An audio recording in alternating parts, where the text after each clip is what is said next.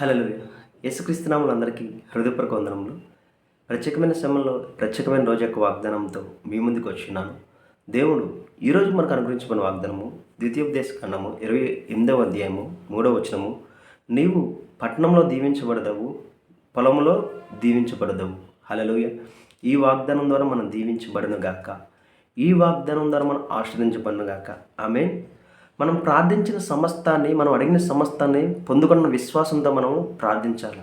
ఎందుకంటే మనం ఎప్పుడైతే నజరైన యేసుక్రీస్తుని విశ్వసించున్నామో ఆ విశ్వాసం ద్వారా సమస్తాన్ని జయించిన అనుభవాన్ని మనము పొందుకున్నాము.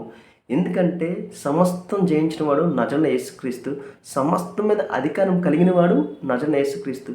నువ్వు ఆయన విశ్వసించడం ద్వారా ఆ యొక్క సామర్థ్యాన్ని నువ్వు పొందుకున్నావు. కాబట్టి నువ్వు ఉన్న పరిస్థితి వైపు నువ్వు చూడకుండా, అది ఏ పరిస్థితి అయినా సరే అవ్వచ్చు, ఆర్థిక ఇబ్బంది అయినా సరే అవ్వచ్చు, అనారోగ్యమైనా అవ్వచ్చు, ఏ పరిస్థితి అయినా సరే నువ్వు ఉన్న పరిస్థితిని వైపు నువ్వు చూడబాక, నీలో ఉన్న క్రీస్తు వైపు, నీకు కలిగిన సామర్థ్యం వైపు చూసి నువ్వు ఏదైతే అడుగుతావో దేవుని జీవితంలో గొప్ప కార్యాన్ని చేస్తాడు. ఒకవేళ ఆలస్యమైన నువ్వు ఇబ్బంది పడుతున్నావా, ఆలస్యమైన నువ్వు ఇబ్బంది పడడానికి వీలు లేదు. అది కొన్ని రోజులైనా, కొన్ని నెలలైనా, కొన్ని సంవత్సరాలైనా సరే ఆలస్యం అయిపోయింది, దేవుడు నా పట్ల కార్యం చేయడం నిరుత్సాహపడడానికి వీలు లేదు. ఎందుకంటే ఎంత అయితే ఆలస్యమైద్దో అంత గొప్ప ఘన విజయాన్ని దేవుడు నీకు ఇస్తాడు.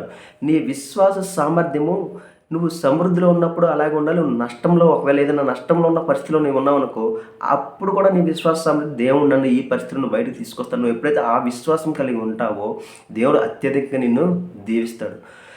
లోకంలో ఏది ఏమైనా దేవుడు మాత్రం నిన్ను నష్టపోనేవాడు.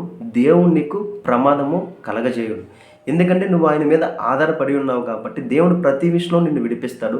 ప్రతి బలహీనత తీసి గొప్ప ఘన విజయాన్ని నీకు దేవుడు అందిస్తాడు. అటు రీతిగా నిన్ను ఘనపరుస్తాడు. ఎందుకంటే తన సామర్థ్యంలో నువ్వు ఉన్నావు కాబట్టి, తన సామర్థ్యాన్ని నువ్వు విశ్వసించున్నావు కాబట్టి దేవుడు ప్రతి దాంట్లో నిన్ను ఘనపరుస్తాడు, హెచ్చిస్తాడు.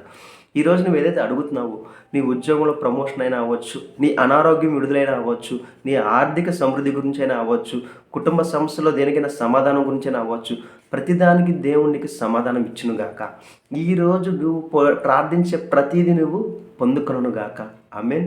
ఎప్పుడైతే నువ్వు విశ్వసిస్తావో, విశ్వసించిన దానికి అత్యధికమైన కార్యం దేవుడు నీ జీవితంలో చేస్తాడు.